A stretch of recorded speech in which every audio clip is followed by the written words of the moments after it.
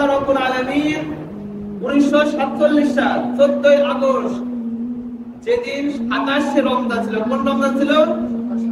27 রমজানের মধ্যে কি হয়? আমরা প্রত্যেকবার রমজানের মধ্যে বলি না যে সকল বড় ধরনের বিষয়ের ফয়সালা আল্লাহ রাব্বুল আলামিন কোন রমজানে করেন? 27 রমজানের মধ্যে করেন। তানাজ্জালুল মালায়েকাতু ওয়ার রূহু ফিহা বিইذনি রাব্বিহিম মিন কুল্লি আমর। সেই রাতে আল্লাহ রাব্বুল আলামিন জিবরিল আমিন সহ সকল বিষয়ের আদেশ নিয়ে ফেরেশতারা জমিনে নামেন। 1947 সালে আমাদের দুয়ার পর্বতে আল্লাহ রাব্বুল আলামিন আমাদেরকে একটা জমি দিয়েছিলেন, তার নাম দিয়েছিলেন পাকিস্তান। কি নাম দিয়েছিলেন? পাকিস্তান। এটা হলো উর্দু শব্দ। রাসূলুল্লাহ সাল্লাল্লাহু আলাইহি সাল্লাম যখন মদিনাতে হিজরত করেন, রাসূলুল্লাহ সাল্লাল্লাহু আলাইহি ওয়াসাল্লাম মদিনাতে হিজরত করার পূর্বে মদিনার নাম ছিল কি কেউ বলতে পারবে? ইয়াসরিব। কি নাম ছিল?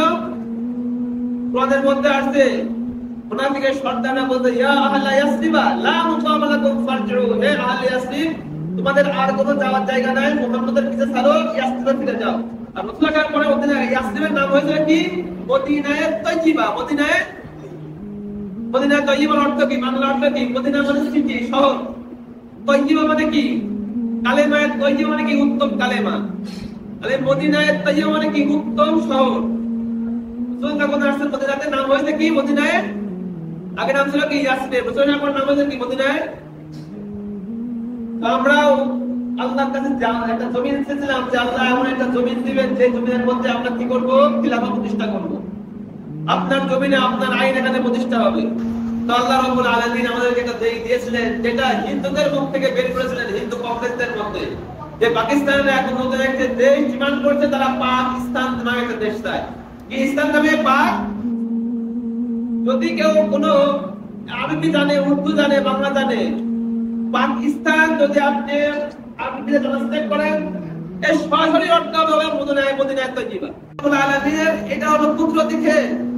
দেখেন এই যে সিনারিও গুলো হবে, ভারত পাকিস্তানের যুদ্ধ বাঁধবে, এর আগে 6-7 মাস আগে আল্লাহ রাব্বুল আলামিন হঠাৎ করে সাবদের মাধ্যমে তাদেরকে আবার সরিয়ে আবার এমন একটা সরকার নিয়ে আসলো যেটা বড় পাকিস্তান, যেখানে পাকিস্তানের কথা বলা সম্ভব, যেখানে পাকিস্তানের সাথে বিভিন্ন চুক্তি করা সম্ভব, যেখানে পাকিস্তানের সাথে হেল্প দেওয়া বা দেওয়া সম্ভব, তথ্যের আদান প্রদান করা সম্ভব। রাসূলুল্লাহ সাল্লাল্লাহু আলাইহি সাল্লাম হাদিসের মধ্যে বলছে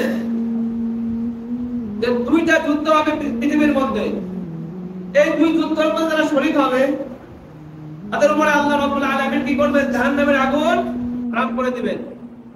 ইসাবাতান মিন উম্মতি আহরাজাহুমুল্লাহু মিনান নার। আমার উম্মতের দুইটা গ্রুপ থাকবে।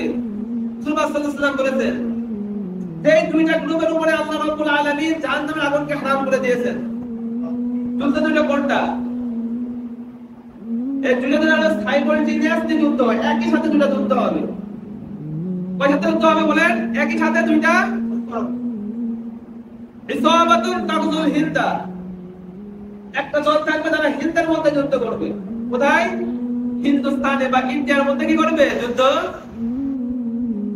ওয়া ইসাবাতুন তাকুনু ঈসা ইবনে মারইয়াম, আর একটা দল তারা ঈসা ইবনে মারইয়াম হযরত ঈসা আলাইহিস সালামের সাথে যুদ্ধ করবে ফিলিস্তিনে। আচ্ছা এই দুই জায়গায় কি এখন বর্তমানে যুদ্ধ চলছে না? এই দুই জায়গায় যুদ্ধ চলছে একই সাথে। বর্তমান প্রেক্ষাপটে যেটা চলতেছে আমাদের ফিলিস্তিনে এবং ফিলিস্তিন থেকে শুরু হয়ে সেটা চলে আসছে এখন বর্তমানে ইন্ডিয়া পাকিস্তানের মধ্যে, সেদিকে আমরা চলে যাবো এখান থেকেই। তো ইহুদিরা কি করতো? তাদের আম্বিয়াদেরকে হত্যা করতো অন্যায়ভাবে। তাদের মূল ছিল তারা সারা পৃথিবীতে ভোগ করবে, শুধুমাত্র সারা পৃথিবীর যে অর্থ সেটা ভোগ করবে, সারা পৃথিবীর ক্ষমতা এটা ভোগ করতে চায় এবং এই ক্ষমতার একটা কেন্দ্রবিন্দু বানাইতে চায় যেখান থেকে সারা পৃথিবী একটাই গভর্নমেন্ট থাকবে এবং সারা পৃথিবীতে অন্য অন্য যে সমস্ত সরকার থাকবে তারা সবাই সেই একটা গভর্নমেন্টের অধীনে তাদেরকে সার্ভ করবে। বুঝতে পারছেন? একটা গভর্নমেন্ট থাকবে সারা পৃথিবীব্যাপী, সেই একটা গভর্নমেন্টকে সারা পৃথিবীর সরকার মিলে তাদের কি করবে? তাদের দায়িত্বগুলো তারা পালন করবে। যেটা বর্তমান পৃথিবীর মধ্যে তারা এই ডিজাইন গুলো করছে 18 শতকের শেষের দিকে। প্রোটোকল অফ দ্য চাইনিজ যখন লেখা হয়েছে তখন তারা এই প্ল্যানটা করছে কিন্তু তারা এখন থেকে প্রায় 130-40 বছরের মধ্যে এটা বাস্তবে রূপ দিতে পারে না। কিন্তু বর্তমানে তারা তাদের চিন্তা ভাবনা এটা আমাকে বাস্তবে রূপ দেবই। এই জন্য সকলের চিন্তা ভাবনা ওয়ার্ল্ডের একটা গভর্নমেন্ট হবে, আর ওয়ার্ল্ডের একটা গভর্নমেন্ট এই সারা পৃথিবীব্যাপী তাদের যে নবী এবং আমাদেরও নবী হযরত দাউদ আলাইহিস সালাম এবং হযরত সুলাইমান আলাইহিস সালাম এবং দাউদ আলাইহিস সালাম এই জেরুজালেমের মাটিতে বসে 96 বছর ধরে চালিয়েছে। সারা পৃথিবী মিলে একটা গভর্নমেন্ট ছিল তারা। কিন্তু তারা নবীদের শিক্ষা নিয়ে নয়, নবীর প্রত্যেকেই ছিলেন সৎ, আদর্শবান, ন্যায়পরায়ণ, মানুষের কল্যাণের জন্য তারা হুকুমত করেছেন। কিন্তু ইহুদিরা তারা ধর্মীয় বাদকে বাদ দিয়ে তারা মানুষের থেকে কিভাবে অন্যায়ভাবে অর্থ নেওয়া যাবে, তাদের ক্ষমতা প্রতিষ্ঠা করা যাবে সেই চিন্তা করে তারা চিন্তা করতে এখানে আমরা একটা ওয়ার্ল্ড গভর্নমেন্ট বানাবো। সেইভাবে তারা পৃথিবীতে প্রথম বিশ্বযুদ্ধ এবং দ্বিতীয় বিশ্বযুদ্ধ বাঁধানোর পরে সারা পৃথিবীকে তারা বিভিন্ন ভাবে খণ্ড বিখণ্ড করে ফেলে। আর সারা পৃথিবী তারা খণ্ড বিখণ্ড করে তাদের যে মূল নীতি ছিল, যেটা তারা 18 শতকে লিখেছিল প্রকল্পের সায়েন্টিস্টের মধ্যে, এটা হলো আমরা মানুষকে এখন বিভক্ত করবো ন্যাশনালিজমের মধ্যে। ন্যাশনালিজম কাকে বলে? যেমন আমরা হলো বাংলায় কথা বলি, আমরা হলো বাঙালি, বাঙালি কালচার নিয়ে আমরা থাকবো। যারা আরব তারা বলবে আমরা হলো আরব, আমাদের ভাষা হলো আরবি। এর উপরে ভিত্তি করে, কালচারের উপরে ভিত্তি করে, সমাজের উপরে ভিত্তি করে আমাকে তারা ডিভাইড করে দেয়। মানে ইসলাম যে আল্লাহ রাব্বুল আলামিন বলেছেন সারা পৃথিবী যেখানে যেখানে মুসলমান আছে সকল মুসলমান মিলে একটা বডি, একটা সিস্টেম, এই ধারণাকে তারা ভেঙে ফেলে, এই ধারণাকে তারা নষ্ট করে এর বিপরীতে ন্যাশনালিজমের ধারণা নিয়ে আসছে, যাতে করে মানুষকে বিভক্ত করতে পারে। তো তারা বিভক্ত করতে সম্ভব হয়েছে। এর মধ্যে মুসলিম দেশগুলো 57টা ভাগে বিভক্ত হয়েছে এবং মুসলিম দেশগুলো তারা ন্যাশনালিজমের ভিত্তিতে বিভক্ত হয়েছে। এর মধ্যে বড় বড় মুসলিম দেশ যেমন তুরস্ক, কামাল আতাতুর্ক, তারা সেকুলারিজমের উপরে ভিত্তি করে বিভক্ত হয়েছিল। যেখানে খিলাফতে উসমানিয়া ছিল, আর্তুগরুল গাজী তারা খিলাফতে উসমানিয়া এখানে প্রতিষ্ঠা করেছিল, কিন্তু কামাল আতাতুর্ক ইসলামিক খিলাফা বাদ দিয়ে শুধুমাত্র আধুনিক তুরস্ক, সেকুলার তুরস্ক নিয়ে সেকুলার যে তুরস্ক আছে, আধুনিক যে তুরস্ক আছে, মডার্ন তুরস্ক যে তিনিও ফাউন্ডিং ফাদার হয়েছিল কামাল আতাতুর্ক। এটা মুসলমানদের মূল খিলাফতের যে গাঢ় ছিল, মূল ভিত্তি ছিল যেখানে, সেখানেও এটা হয়েছিল। এবং সে সময় মিশরের লোকজন বলেছিল নাহনু আবনাউ ফিরাউনা, মিশরের লোক ইহুদিকে থ্রেট করে বলেছিল, ইহুদি বেশি তোমরা বুঝতে চেও না, আমরাও কিন্তু ফিরাউনের বংশধর। আমরা কিসের বংশধর? যেহেতু ফিরাউন মিশরের মধ্যে ছিল, মিশরের মধ্যে একসময় ফিরাউন ইহুদিদেরকে বহুত নির্যাতন করেছিল। তো আমরা এখন বর্তমান মুসলমান হয়েও ইসলামের কথা না বলে মুসলমানের মিশরের মতো লোক, জামাল আব্দুল নাসির তার ছিল প্রেসিডেন্ট, সে বলেছিল আমরা হলো ফিরাউনের বাচ্চা। তো তোমাদেরকে যদি বেশি কথা বলো তাহলে কিন্তু ফিরাউনের মতো শায়েস্তা করো। ওটা কি বোঝা যাচ্ছে? ইসলামের মুসলমান কান্ট্রির কথা বলছি, আর ইসলামের কোনো ওয়াক্তা না করে নিজেদেরকে ফিরাউনের বাচ্চা হিসেবে পরিচয় দিয়ে তারা দেশকে বিভক্ত করেছে দ্বিতীয় বিশ্বযুদ্ধের পরে। তো সারা পৃথিবীতে 2টা দেশ আসছে, সেটা হলো প্রত্যেকটা কান্ট্রি তাদের ন্যাশনালিজমের উপরে বিভক্ত হওয়ার পরে 2টা কান্ট্রি শুধুমাত্র ধর্মের উপরে বিভক্ত হয়েছে, তারা ধর্মকে মূল বানিয়ে বিভক্ত হয়েছে। তার মধ্যে সর্বপ্রথম কান্ট্রি হলো পাকিস্তান, এটা আমরা ছিলাম সেই সময়। আমাদের বিভক্ত হয়েছে কখন? 1971 সালে। তার আগে কিন্তু আমরাও কি ছিলাম? পাকিস্তান ছিল। এখন দেখছেন যে পাকিস্তানের মধ্যে যেমন লড়াই হচ্ছে, যেমন আন্দোলন হচ্ছে, বিভিন্ন মসজিদে মসজিদে বয়ান হচ্ছে। একসময় এটাও বয়ান হতো যে আমরা ভারতের হিন্দু শাসন মানি না। এখন ব্রিটিশ এখান থেকে চলে যাচ্ছিল, ব্রিটিশরা দেখলো আমরা আর এই পুরো বিশ্বকে নিয়ন্ত্রণ করতে পারবো না, তাদের সাম্রাজ্য উঠিয়ে নিচ্ছিল। তখন এখানে তো হিন্দুদের আধিপত্য ছিল, হিন্দুদের কাছে তারা ক্ষমতা সাপোর্ট করে দিয়ে চলে যেতে চাচ্ছিল। কিন্তু মুসলমানরা বলছিল না না, আমরা হিন্দুদের ক্ষমতা মানি না, আমাদের আলাদা দেশ দিতে হবে। কিন্তু আমাদের দেশ দিতে হবে কিসের উপর বুনিয়াদের উপর আমরা দেশ বানাবো? লা ইলাহা ইল্লাল্লাহ মুহাম্মাদুর রাসূলুল্লাহ এর উপরে ভিত্তি করে আমাদের দেশ হবে। এটা আমরাও বলেছিলাম 1940 থেকে 1947 পর্যন্ত। এখন আমাদের বক্তব্য আমরা বাঙালি, আমাদের স্বাধীন দেশ, সেই যেটা বিভিন্ন মিডিয়া, বিভিন্ন এডুকেশনাল সিস্টেম, বিভিন্ন পুস্তক, বিভিন্ন সরকার এবং আমাদের পাশের দেশের যে হিন্দু সরকার আমাদের ছোট থেকে নিয়ে মেন্টালে ঢুকাইতে এই পর্যন্ত বলা পড়ছে যে তোমরা হলো আলাদা জাতি, তোমরা বাঙালি জাতি। কথা কি বোঝা যাচ্ছে? তোমরা বাংলায় কথা বলো, তোমাদের সাথে অন্য আরবদের সাথে কোনো সম্পর্ক নেই, তোমাদের সাথে পাকিস্তানি যারা উত্তর তাদের সাথে তোমার সম্পর্ক কি? তোমরা বাংলায় কথা বলো, ডাল খাও, ভাত খাও, মাছ খাও, ওরা কেউ গরু খায়, কেউ বিভিন্ন রকমের তোমরা খায়, আলাদা আলাদা জাতি। তোমাদের আমরা বুঝতে সক্ষম হয়েছি এবং আমরা তার উপরে ভিত্তি করে এই ইন্ডিয়ার সাথে আমরা সহযোগিতা নিয়ে পাকিস্তানকে 71-এ আমরা তাদের থেকে আমরা মুক্তি নিয়ে এখন আমরা বর্তমানে বাংলাদেশ হিসাবে কি হয়েছি, স্বাধীন দেশ হিসাবে আমরা রাষ্ট্র গঠন করে রয়েছি। কিন্তু আমাদের এই ধর্ম ছিল না, আমাদের এই ক্যারেক্টার ছিল না। 1947 সালের আগে আমরা প্রত্যেকটা মসজিদে এটাই ওয়াদ হয়েছে, আমরা একটা দেশ চাই। আল্লাহ রাব্বুল আলামিনের কাছে মসজিদে দোয়া হয়েছে যে আমাদেরকে একটা দেশ দেন যেখানে আমরা আল্লাহর দ্বীনকে কায়েম করে দেখাবো, ইসলাম কি ধরনের রাষ্ট্র ব্যবস্থা এটা দুনিয়াকে দেখাবো আমরা।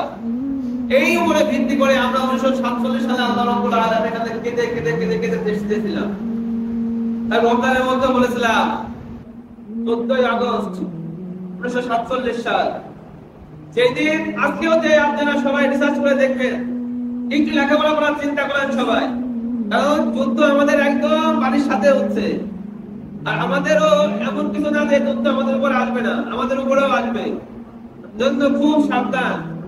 কে আপনাকে কি বোঝাচ্ছেন, আপনাকে আল্লাহ রাব্বুল আলামিন কোরআন এবং হাদিসের মাধ্যমে কি বোঝাচ্ছে এটা আপনাকে বুঝতে হবে। এখন যদি এখনো না বুঝতে পারেন তাহলে ফিলিস্তিনে গাজার মধ্যে লক্ষ লক্ষ মানুষের কি অবস্থা হচ্ছে সেটা তো আপনারা বুঝতে পারছেন, ঠিক না দেখতেছেন। যেটা দেখতেছেন সেটা 10% দেখতেছেন, আর 90% আপনাদেরকে দেখানো হচ্ছে না। এজন্য এখন আমাদেরকে লেখাপড়া করে বুঝতে হবে যে বিষয়গুলো কি অ্যাকচুয়ালি। আল্লাহ রাব্বুল আলামিন 1947 সাল 14 আগস্ট, যেদিন 27 রমজান ছিল, কোন রমজান ছিল? 27 রমজানের মধ্যে কি হয়, আমরা প্রত্যেকবার রমজানের মধ্যে বলি না যে সকল বড় ধরনের বিষয়ের ফয়সালা আল্লাহ রাব্বুল আলামিন কোন রমজানে করেন? 27 রমজানের মধ্যে করেন। তানাজ্জালুল মালায়েকাতু ওয়ার রূহু ফিহা বিইذনি রাব্বিহিম বিকুল্লি আমর। সেই রাতে আল্লাহ রাব্বুল আলামিন জিবরিল আমিন সহ সকল বিষয়ের আদেশ নিয়ে ফেরেশতারা জমিনে নামেন। 1947 সালে আমাদের দুয়ার পর্বতে আল্লাহ রাব্বুল আলামিন আমাদেরকে একটা জমি দিয়েছিলেন, তার নাম দিয়েছিলেন পাকিস্তান। কি নাম দিয়েছিলেন? পাকিস্তান। এটা হলো উর্দু শব্দ। রাসূলুল্লাহ সাল্লাল্লাহু আলাইহি সাল্লাম যখন মদিনাতে হিজরত করেন, খুব খেয়াল করে শুনতে হবে, ইম্পর্টেন্ট পয়েন্টগুলো বলছি। সময় আমাদের কাছে খুবই সংক্ষিপ্ত থাকে, একটু আমাদের সময় দরকার থাকলে পুরো জিনিসটা একবারে আপনাদের সামনে দিতে পারলে আপনারা বুঝতে পারতেন বিষয়গুলো। সময়ের স্বল্পতার কারণে ভেঙে আসে, তার কারণে বুঝতে সমস্যা হয়। রাসূলুল্লাহ সাল্লাল্লাহু আলাইহি ওয়াসাল্লাম মদিনাতে হিজরত করার পূর্বে মদিনার নাম ছিল কি কেউ বলতে পারবে? ইয়াসরিব। কি নাম ছিল? কোরআনের মধ্যে আসছে মুনাফিকের সর্দাররা বলতে, ইয়া আহলা ইয়াসরিবা লা মুকামা লাকুম ফারজিউ, হে আহলে ইয়াসরিব তোমাদের আর কোনো যাওয়ার জায়গা নাই, মুহাম্মদের পিছে ছাড়ো, ইয়াসরিবে ফিরে যাও। এই মদিনা মদিনা এসব চিন্তা ভাবনা বাদ দাও, আগে যে আমরা মদিনার আগে ইয়াসরিব ছিলাম, ইয়াসরিবে চলো। মানে ইসলাম ছেড়ে আগের যে আমরা সম্প্রদায়ের মধ্যে ছিলাম, নিফাকের মধ্যে ছিলাম, সেদিকে চলো। তার মদিনার নাম পরিবর্তন করে ইয়াসরিব, আগে যে নাম ছিল সেটা করতে চেয়েছি। আর রাসূলুল্লাহর পরে মদিনা ইয়াসরিবের নাম হয়েছিল কি?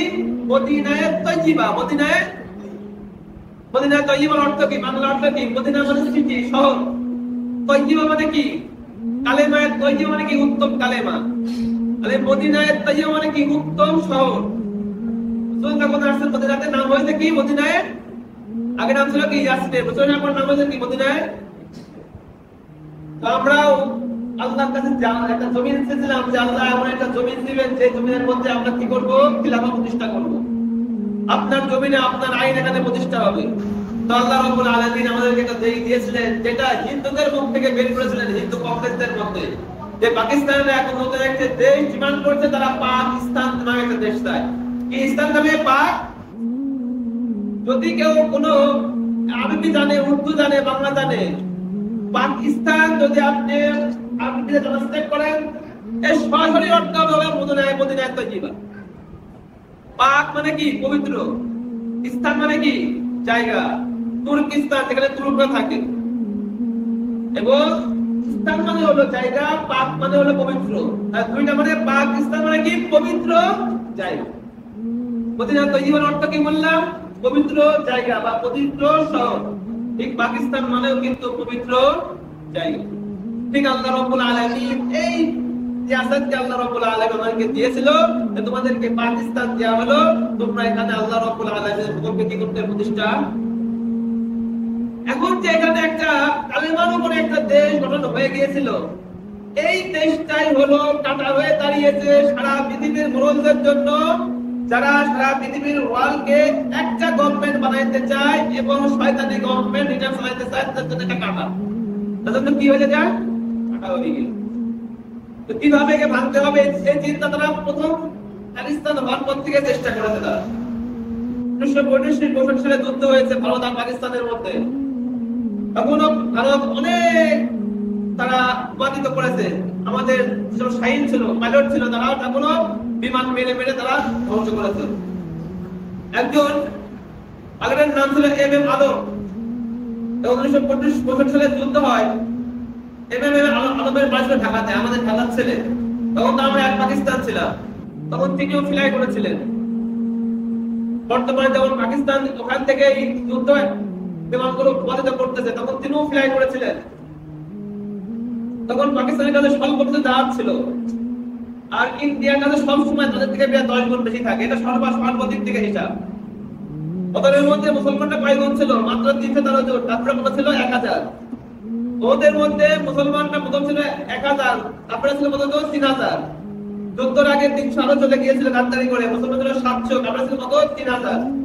সব জায়গায় মুসলমানদের সংখ্যা কম, তার মধ্যে তাদের অস্ত্র শস্ত্র কম, কিন্তু বিজয় দান করেন কে? আল্লাহ রাব্বুল আলামিন। 1965 সালে এম আলম যখন ফ্লাই করে, ফ্লাই করার পরে মাত্র 30 সেকেন্ডের মধ্যে, যেটা ওয়ার্ল্ড রেকর্ড তার নামে এখনো আছে, মাত্র 30 সেকেন্ডের মধ্যে ভারতের 3টা এয়ারক্রাফট তিনি ধ্বংস করে দেন। মাত্র 30 সেকেন্ডের মধ্যে। এগুলো হলো আল্লাহ রাব্বুল আলামিনের নিশানা। 1965 সালের পরে ভারত বুঝতে পারে যদি দুই পাকিস্তান একসাথে থাকে তাহলে আমাদের কোনোভাবে জেতা সম্ভব না। আর আমাদের থেকে বিভিন্ন গাদ্দার বাছাই করে, বুঝতে পারছেন? বিভিন্ন বড় বড় পার্টিকে তারা হায়ার করে টাকা পয়সা দিয়ে, এবং তাদেরকে নিয়ে তারা প্রোপাগান্ডা করে। মিডিয়া প্রোপাগান্ডা এটা সব থেকে খারাপ এখন বর্তমানে বুঝতে হবে। জিতা জিনিস তারা 100% সত্য, কিন্তু 1000 মিডিয়া বলবে এটা মিথ্যা কথা, আমাদের মনে হবে এটা মিথ্যা। এটা হলো মানুষের যে ব্রেন আছে এটাকে ওয়াশ করার একটা চিন্তা ভাবনা। জিনিসটা সত্য আপনারা জানেন, কিন্তু শিক্ষিত লোক টাই পরে স্যুট পরে বড় বড় মিডিয়ার মধ্যে কেউ ইংলিশে কেউ বাংলাতে বলবে না এটা হয় না, আমরা সবাই মনে করবো না এটা মনে হয় বলে হয় না, বলে কিন্তু সেটা হয়েছে। তার প্রমাণ ভারতে 5টা যে বিমান পাকিস্তান কিছুদিন আগে যে তারা ধ্বংস করেছে, ভারত কিন্তু মানতে কোনো রকম চাচ্ছে না। উল্টা তারা বলতেছে যে ভারত পাকিস্তানের বিভিন্ন যুদ্ধ জাহাজ তারা কি করছে? ধ্বংস করে দিয়েছে। তার পাইলটকে তারা চেনে না, পাইলটকে তারা ধরতে পারে না। কিন্তু পাকিস্তান তাদের বিমান ধ্বংস করতেছে, বিমান দেখা যাচ্ছে, পাইলটকে দেখা যাচ্ছে, তার কথা স্বীকার করছে না। আর তারা মিথ্যা কথা বলতেছে আমরা ধ্বংস করেছি, তার কোনো প্রমাণ তারা দেখাইতে পারছে না। কিন্তু বোঝানোর চেষ্টা করছে যে পাকিস্তান আমাদের সাথে যুদ্ধ করে পারছে না, এটা তোমরা জবরদস্তি বিশ্বাস করতে হবে। আমার কথা বোঝা যাচ্ছে, এটা বোঝানো হচ্ছে কোন চিন্তা যে পাকিস্তান আমাদের থেকে দুর্বল, পাকিস্তান আমাদের সাথে যুদ্ধ করে পারছে না, এইটা তোমরা যে সাধারণ লোক আছে এটা বিশ্বাস করো, এটা জোরপূর্বক আমাদেরকে বিশ্বাস করাচ্ছে। এটা কি বোঝা যাচ্ছে? ঠিক এইরকমই তারা আমাদেরকে 1971 সাল নিয়ে বিভিন্ন সব তৈরি করে আমাদেরকে বোঝাইছে যে পাকিস্তান তোমাদের বন্ধু না, তোমাদের শত্রু। এটা তোমাদের উপরে জুলুম করছে, তোমাদের উপর অত্যাচার করছে, তোমাদের মা বোনের ইজ্জত টানাটানি করছে। এইগুলো আমাদেরকে বোঝাইতে 50 বছর ধরে আমাদেরকে বোঝানো হচ্ছে। কয়েকটা জেনারেশনকে আল্লাহ তারা বোঝাচ্ছে, বোঝাইতে আমরা বুঝে গেছি, হ্যাঁ কথা তো ঠিক, পাকিস্তান মনে হয় আমাদের বন্ধু না, পাকিস্তান আমাদের শত্রু, আমাদের মা বোনের উপর অত্যাচার করছে। দেখেন না বিভিন্ন টিভির মধ্যে বিভিন্ন ধরনের দালালরা পাকিস্তানের বিরুদ্ধে কিভাবে বলে, তাদের উদ্দেশ্য কি? তারা কিন্তু নিজের বক্তব্য না, তারা ইন্ডিয়ার বক্তব্য তাদের মুখ দিয়ে চিন্তা কি দুই পাকিস্তান যদি আবার এক হয় তাহলে কিন্তু আমরা মাঝখানে পড়ে সেন্টুইড হয়ে যাব, আমার কোনো সম্ভাবনা নেই। এখন আল্লাহ রাব্বুল আলামিন আবার সুযোগ দিয়েছেন। দেখেন এখন যুদ্ধ শুরু হলো তো মাত্র কয়েকদিন আগে, আমরা বহুত আগে থেকে বলে আসছি এখানে কিন্তু যুদ্ধ শুরু হবে, যুদ্ধ শুরু হবে, যুদ্ধ শুরু। আপনারা সবাই শুনছেন না? বলিনি আমি প্রায় বলি আপনাদেরকে তার আগে আল্লাহ রাব্বুল আলামিন কি সাইন দেখাইলেন আমাদেরকে, আবার বাঙালিদেরকে, যে 5 আগস্টের মধ্যে আমাদের এত বড় একটা সরকার, সালেম সরকার, যেটা ভারতের সরকার, ভারত তাদেরকে জোর করে ইলেকশন করায় বারবার অবৈধভাবে ক্ষমতা নিয়েছে তাদের স্বার্থের জন্য। এটা তো আমাদের এখন বোঝেন মোটামুটি, এটা তো বোঝানোর জন্য কোনো সায়েন্স দরকার নাই। যারা আওয়ামী লীগের সম্পূর্ণ আলাদা, এটা হলো কুদরতি খেল। দেখেন এই যে সিনারিও গুলো হবে, ভারত পাকিস্তানের যুদ্ধ বাঁধবে, এর আগে 6-7 মাস আগে আল্লাহ রাব্বুল আলামিন হঠাৎ করে ছাত্রদের মাধ্যমে তাদেরকে আবার সরিয়ে আবার এমন একটা সরকার নিয়ে আসলো যেটা পুরো পাকিস্তান, যেখানে পাকিস্তানের কথা বলা সম্ভব, যেখানে পাকিস্তানের সাথে বিভিন্ন চুক্তি করা সম্ভব, যেখানে পাকিস্তানের সাথে হেল্প দেওয়া বা দেওয়া সম্ভব, তথ্যের আদান প্রদান করা সম্ভব। আমাদের যে পিডিআরের যে উপদেষ্টা, প্রধান উপদেষ্টা বর্তমানে, তার মধ্যে ফজলুর রহমান আটু ছিলেন আগে, তিনি তো বলে দিয়েছেন যদি ভারত পাকিস্তানের উপর অ্যাটাক করে তাহলে আমরা যে শিলিগুড়ি করিডর, যে 22 কিলোমিটার এলাকা রয়েছে, এখানে আমরা অ্যাটাক করে সেভেন সিস্টারকে আলাদা করে দেব। প্রধান উপদেষ্টাকে এটাও প্রস্তাব করা হয়েছে। এমন না যে আমরা এর থেকে বাদ করবো, এখন নাই, হয়তো আমরা খুব তাড়াতাড়ি কি করবো, জড়িয়ে যাইতে পারি। আজকে আমরা 5 মিনিট সময় একটু বেশি দেন দয়া করি, কারণ কথাগুলো একটু সময় নিয়ে বললে বিষয়টা বোঝা যাবে। এই যে যুদ্ধ হচ্ছে, এই ব্যাপারে রাসূলুল্লাহ সাল্লাল্লাহু আলাইহি ওয়াসাল্লাম বলে গিয়েছেন, গত সপ্তাহে বলেছিলাম, গজওয়ায়ে হিন্দ আপনারা শুনেছেন, কিন্তু এই গজওয়ায়ে হিন্দকে মজাক বানায় দিয়েছে, মজা বানায় দিয়েছে ইন্ডিয়ান মিডিয়া আর ইন্ডিয়া সরকার। এটা প্রোপাগান্ডা। যে মৌলবীরা বলে গজওয়ায়ে হিন্দ, এটা কোন ধরনের কথা, এটা কোনো কিছুই হবে না। আমাদের মধ্যে যেমন দালাল আছে তারা এগুলো বলে, এগুলো ভাব কথা মৌলবীদের। কিন্তু রাসূলুল্লাহ সাল্লাল্লাহু আলাইহি ওয়াসাল্লাম বলে গিয়েছেন মুসনাদ হাদিসে গজওয়ায়ে হিন্দ হবেই হবে। ভারতের মধ্যে অনেকবার যুদ্ধ হয়েছে।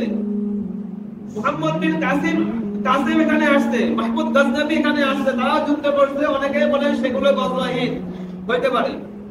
কিন্তু রাসূলুল্লাহ সাল্লাল্লাহু আলাইহি ওয়াসাল্লাম হাদিসের মধ্যে বলছে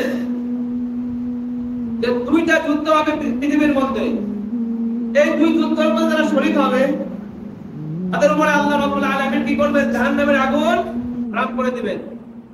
ইসাবাতান মিন উম্মতি আহরাজাহুমুল্লাহু মিনান নার, আমার উম্মতের 2টা গ্রুপ থাকবে। রাসূলুল্লাহ সাল্লাল্লাহু আলাইহি ওয়াসাল্লাম বলেছেন এই 2টা গ্রুপের উপরে আল্লাহ রাব্বুল আলামিন জাহান্নামের আগুনকে হারাম করে দিয়েছেন। বুঝাচ্ছে এই 2 যুদ্ধের মধ্যে যারা যাবে তাদের উপরে জাহান্নামের আগুন কি হারাম হয়ে যাবে। তাদের উপরে যারা যুদ্ধে যাবে, যুদ্ধ করবে, বাঁচবে, তাদের পরবর্তীতে আল্লাহ রাব্বুল আলামিন বলতে তাদেরকে আমি ক্ষমা করে দিয়েছি। যেমন বদরের মধ্যে যারা বদরের মধ্যে ছিল না, আল্লাহ রাব্বুল আলামিন তাদেরকে ক্ষমা করে দিয়েছে। এটা আল্লাহ রাব্বুল আলামিন ঘোষণা। বদরে যে সমস্ত সাহাবারা অংশগ্রহণ করেছে তাদেরকে আল্লাহ রাব্বুল আলামিন ক্ষমা করে দিয়েছেন। ঠিক এই 2টা যুদ্ধের মধ্যে যারা অংশগ্রহণ করবে, যুদ্ধে অংশগ্রহণ করার পরে যদি গাজী হয়ে ফিরে আসে, আল্লাহ রাব্বুল আলামিন তাদের উপরে জাহান্নামের আগুনকে হারাম করে দিয়েছেন, জাহান্নামে তারা পড়বে না। যুদ্ধ দুটো কোনটা? এই দুটো হলো সাইমultaneously যুদ্ধ, একই সাথে 2টা যুদ্ধ হবে। কয় সাথে যুদ্ধ হবে বলেন? একই সাথে 2টা। ইসাবাতুন তাগজুল হিন্দা, একটা দল থাকবে তারা হিন্দের মধ্যে যুদ্ধ করবে। কোথায়? হিন্দুস্তানে বা ইন্ডিয়ার মধ্যে কি করবে? যুদ্ধ। ওয়া ইসাবাতুন তাকুনু ঈসা ইবনে মারইয়াম, আর একটা দল তারা ঈসা ইবনে মারইয়াম হযরত ঈসা আলাইহিস সালামের সাথে যুদ্ধ করবে ফিলিস্তিনে। আচ্ছা এই 2 জায়গায় কি এখন বর্তমানে যুদ্ধ চলছে না? এই 2 জায়গায় যুদ্ধ চলছে একই সাথে। ওই জায়গার যুদ্ধকে সুবিধা করতে পারছে না বলে ইসরায়েল ভারতকে ড্রোন দিচ্ছে, মিসাইল দিচ্ছে যে তোমরা পাকিস্তানকে ঠেকাও। প্রথমে বলেছি পাকিস্তান তৈরি হয়েছে ইসলামের জন্য, আর সারা পৃথিবীতে যে গভর্নমেন্ট মারা যাচ্ছে শয়তানি শক্তি, তারা পাকিস্তানকে, যেহেতু পাকিস্তানকে আল্লাহ রাব্বুল আলামিন 1971 সালের পরে 1972 সালে ডাক্তার আব্দুল কদির খানের নেতৃত্বে, আব্দুল কাদের খানের নেতৃত্বে পারমাণবিক শক্তিতেও আল্লাহ রাব্বুল আলামিন এই নিয়ামত দান করেছেন। যেখানে পাকিস্তানের ইকোনমি আমাদের থেকেও খারাপ, তারপরে আল্লাহ রাব্বুল আলামিন এই নিয়ামত দান করেছেন, পারমাণবিক শক্তি দান করেছেন। এখন ওখানে মসজিদুল আকসা ধ্বংস করতে হইলে, ওখানে যদি আমরা ওয়াল গভর্নমেন্ট তৈরি করি আর পাকিস্তানের হাতে যদি পারমাণবিক থাকে, তারা বুঝতে পারছে তারা আমাদেরকে ছাড়বে না, আমাদের শুনতে উড়াই দেবে। যেহেতু পাকিস্তানের জন্য তারা কোনো সুবিধা করতে পারছে না, এই জন্য তারা পাকিস্তানকে আবার যুদ্ধ করার জন্য, তাকে পাকিস্তানকে এখানে চেক রাখার জন্য, পাকিস্তানকে ইনগেজ করে রাখার জন্য তারা এখানে আসছে। ইন্ডিয়া নরেন্দ্র মোদী কিন্তু এত তাড়াতাড়ি অ্যাটাক করতে চাচ্ছে না, কিন্তু তার উপরে এত প্রেশার আমেরিকার আর ইসরায়েলের, যদি সে অ্যাটাক না করে তাহলে তাকে শুরু করে দেবে, তাকেও পরিবর্তন করে অন্য কোনো সরকার। এর মধ্যে নাম্বার 1 এ আছে মহারাষ্ট্র সরকার, যোগী আদিত্যনাথ। দেখবেন তার মধ্যে একটা আছে হলুদ পোশাক পরে, যেটা চিনে থাকবেন সে চিনতে পারবে। অর্থাৎ এখানে যুদ্ধ যারা করাবে এটা হলো মূল কথা। আর আমাদেরকে এটা বললাম, রাসূলুল্লাহ সাল্লাল্লাহু আলাইহি ওয়াসাল্লাম বলেছেন যারা এই যুদ্ধের মধ্যে অংশগ্রহণ করবে তাদের উপরে আল্লাহ রাব্বুল আলামিন জাহান্নামের আগুনকে হারাম করে দিয়েছেন। এবং যারা শহীদ হবে, আবু হুরায়রা রাদিয়াল্লাহু তাআলা আনহু হাদিস, ওয়াদানা রাসূলুল্লাহ সাল্লাল্লাহু আলাইহি ওয়াসাল্লাম গজওয়াতাল হিন্দ, আমাদেরকে রাসূলুল্লাহ সাল্লাল্লাহু আলাইহি ওয়াসাল্লাম গজওয়াতাল হিন্দের ব্যাপারে ওয়াদা করেছেন। আবু হুরায়রা নিজে বলেন, ফাইন আদরাকতু, যদি আমি আমার জীবনে যুদ্ধকে পাই, আনফিকু মালি ওয়া নাফসি ফিহি, আমি আমার জান এবং মাল সমস্ত কিছু যুদ্ধের মধ্যে খরচ করে দেব। কে বলছেন? আবু, সবথেকে বেশি যে হাদিস রিওয়ায়াত করেছেন সে কি আবু হুরায়রা রাদিয়াল্লাহু তাআলা আনহু।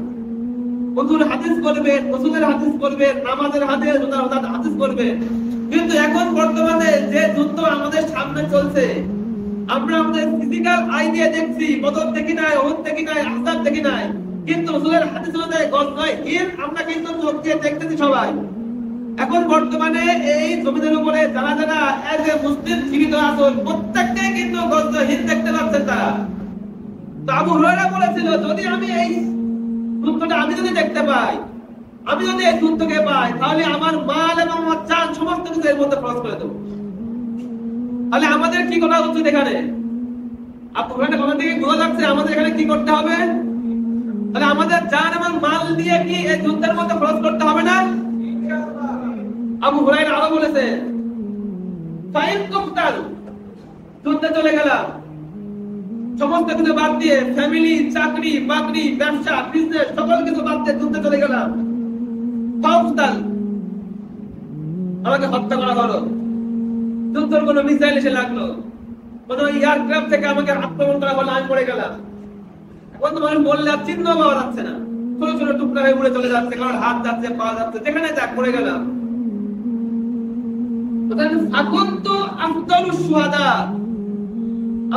যদি আমি এই যুদ্ধের মধ্যে যে মরে যাই, তাহলে আমি সর্বোত্তম শহীদদের মধ্যে আমার গণনা হবে। বদর, উহুদ, খন্দকে যে সমস্ত শহীদ হয়েছে তাদের মধ্যে আমার গণনা হবে, যদি আমি এই যুদ্ধের মধ্যে শহীদ হয়ে যাই। আর যদি আমি যদি আমি যুদ্ধে যাওয়ার পরে যদি আবার ফিরে আসি গাজী হয়ে, সেটা আগেই বলেছি, তার উপরে আল্লাহ রাব্বুল আলামিন কি করবেন? জাহান্নামের আগুনকে হারাম করে দিবেন। ফানা আবু হুরায়রাতুল মুহাররার, তাহলে আমি মুক্ত আবু হুরায়রা হয়ে যাব, যার হিসাব কিতাব আর হাদিসের মধ্যে আরো আসছে, এই সময় কয়েক ভাগে বিভক্ত হয়ে যাবে মুসলমান। এক ভাগ যুদ্ধের মধ্যে যাবে, তারা মরলে পারে সবচেয়ে উত্তম শহীদ, বাঁচতে পারে তাদের উপরে জাহান্নামের আগুন হারাম। আর এক দল আছে এর মধ্যে যাবে না, তাদের তওবা আল্লাহ রাব্বুল আলামিন কি করবেন না? কবুল করবেন না। আর এক দল আছে তারা এদের সাথে যুদ্ধ করবে। অর্থাৎ এখন আমাদের সময় এসেছে, আমাদের মূল কুরবানি দেওয়ার সময় এখন এসেছে, তারা এখন আমরা এই জমিনের উপরে লাইভ বেঁচে আছি। বহুত করেছেন ব্যবসা, বহুত হয়েছে চাকরি, বহুত হয়েছে লেখাপড়া, সবকিছু তো করতেই হবে, কিন্তু এখন সামনে আমরা যে পজিশনে আছি আমাদের প্রত্যেকের উপরে ফরজ হলো জিহাদের মধ্যে যাইতে হবে।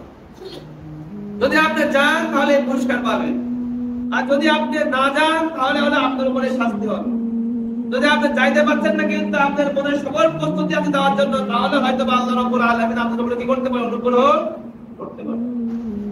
রাসূলুল্লাহ সাল্লাল্লাহু আলাইহি ওয়াসাল্লাম বলেছেন, যে সত্তার হাতে আমার জান এবং মাল, তার কাছে আমার একটাই আশা, আমি আল্লাহ রাব্বুল আলামিনের রাস্তায় যুদ্ধ করব, তাওফতাল আমাকে নিহত করা হবে, সুম্মা উহিয়া আবার আমাকে জীবিত করা হবে, সুম্মা উফতাল আবার আমাকে নিহত করা হবে, সুম্মা উহিয়া আবার আমাকে জীবিত করা হবে, সুম্মা উফতাল আবার আমাকে নিহত করা হবে। অর্থাৎ আমি যতবার জীবন পাবো আমি আমার জীবন আল্লাহর রাস্তায় দেব, এটা হলো আল্লাহ রাব্বুল আলামিন থেকে আমার আশা। রাসূলুল্লাহ সাল্লাল্লাহু আলাইহি ওয়াসাল্লাম বলেছেন, সেই সময়গুলো সকল কিছু আমাদের সামনে বর্তমান। এখন আমাদের সেই প্রস্তুতি নিয়ে আসা লাগবে। আমার মতো মৌলবীর ওয়াজ আর না শুনলেও চলবে, বিভিন্ন মৌলবীর বিভিন্ন কথা না শুনলেও চলবে। এখন যে সময় আসছে যে সেটা রাসূলুল্লাহ সাল্লাল্লাহু আলাইহি ওয়াসাল্লামের সরাসরি কথা চলে আসছে আমাদের এখানে। তৈরি থাকতে হবে আপনাদের সকলকে। আরো কিছু কথা আছে ইম্পর্টেন্ট, সামনে সপ্তাহে বলবো, এখন সময় অতিরিক্ত হয়ে যাচ্ছে। যেন আমাদের প্রত্যেককে কোরআন এবং হাদিসের দিকে আসতে হবে, এবং যে যুদ্ধ আমাদের সামনে পেতে গিয়ে আর এরপরে যে আমরা মদিনা এখানে কোরআনের দেশ হবে, কোরআনের রাষ্ট্র হবে, যুদ্ধ না করে কখনোই ইন্ডিয়া হতে দেবে না। এই যুদ্ধ হওয়ার পরে, ইন্ডিয়া শেষ হওয়ার পরে এখানে কোরআনের রাষ্ট্র হলো, তার আগে হবে কথাটা মনে রাখবেন। যত সবাই নিজের জায়গা থেকে আগায় আসতে হবে, সকল কিছু বাদ দিয়ে আগায় আসতে হবে। এটা এখন হলো আমাদের জীবনের ফার্স্ট কাজ, অন্য কোনো সেকেন্ড চয়েস হইতে হবে। আল্লাহ রাব্বুল আলামিন সকলকে কবুল করুন, গজওয়ে হিন্দের মুজাহিদ হিসেবে কবুল করুন। সকলে বলেন আমিন। আমিন। আপনারা সুন্নাত করে নেন। আজকে তো বেশি সময় দিলাম, সবাই আমার দৃষ্টিতে দেখবেন। সকল